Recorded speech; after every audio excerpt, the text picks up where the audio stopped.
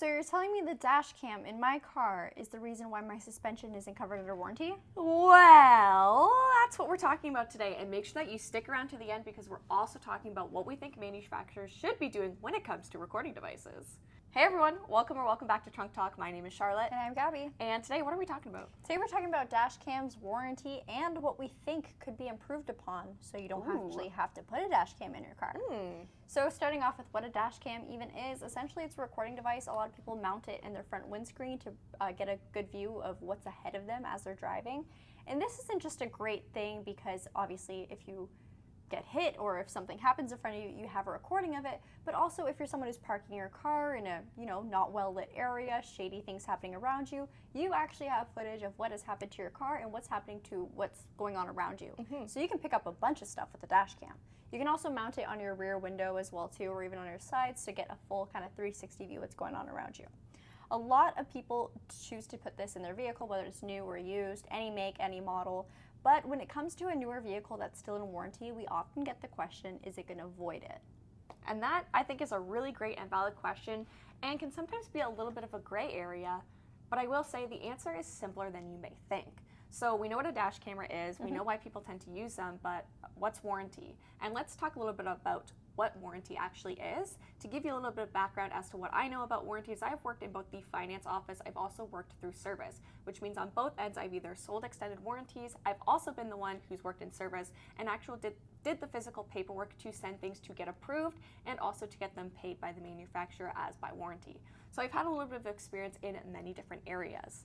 So let's first define what warranty is, and myself and Gabi, we work specifically for a Kia dealership, so a lot of what we know does come from them, but there is going to be a lot of similarities no matter what OEM you're dealing with. Absolutely. So Kia Canada, and I'm actually going to read this from their warranty manual, defines warranty, what is covered, subject to the terms and conditions set out below. Kia warrants that under the new vehicle limited warranty and your Kia vehicle will be free from defects in material and or workmanship under normal use, operation, and maintenance during the applicable warranty coverage periods described below.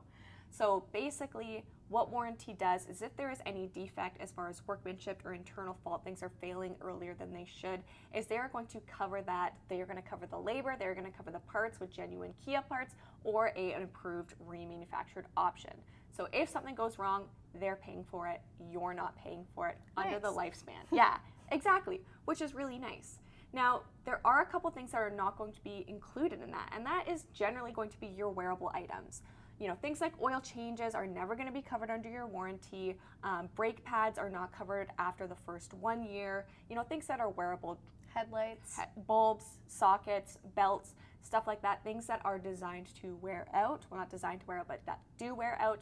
Those are not going to be covered. So that's a little bit about what warranty is and the overall glance of it.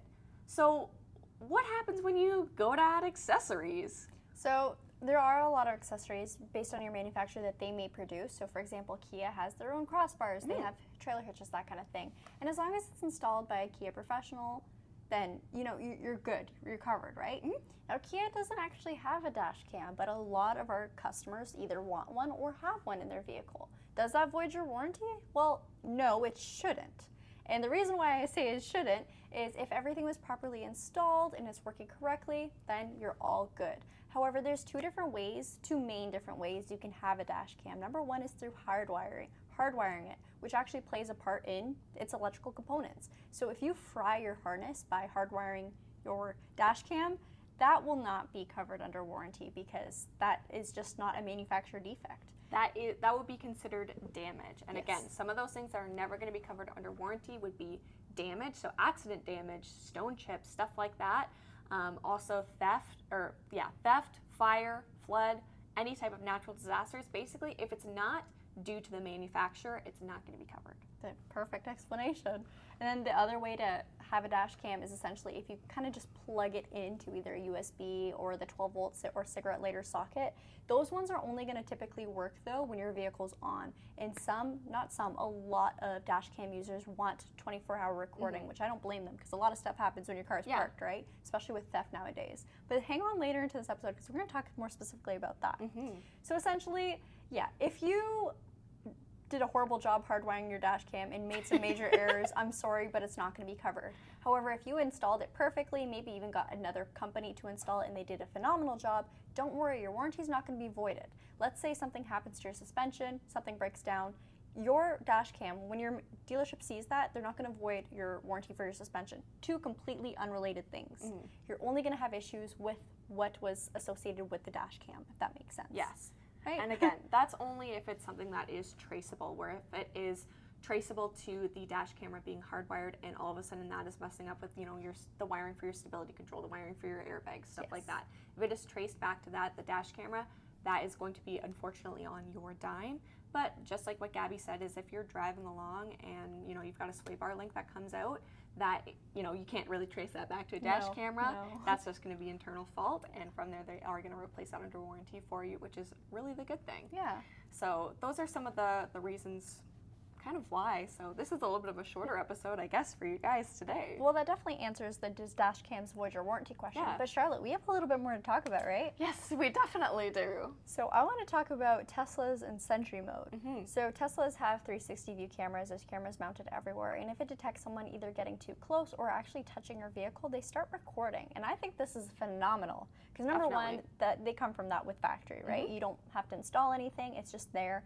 Very easy to access those clips. And actually, we're a car dealership for Kia, but we also buy and sell used cars. So there's multiple times we've actually had Teslas on our lot. Maybe they were in our showroom. Every time we'd walk by them, it would start recording. Got a lot of footage of us just walking around the car. But no, this is actually great. And those cameras are very, very good quality, right? I would love to see that from more manufacturers. Definitely. Because Tesla's not the only one that has 360 cameras. For Kia specifically, we have many models that do have a 360 view camera available. And if you actually use the Kia Connect app, you can see what's going on from those cameras. So why can't we record it?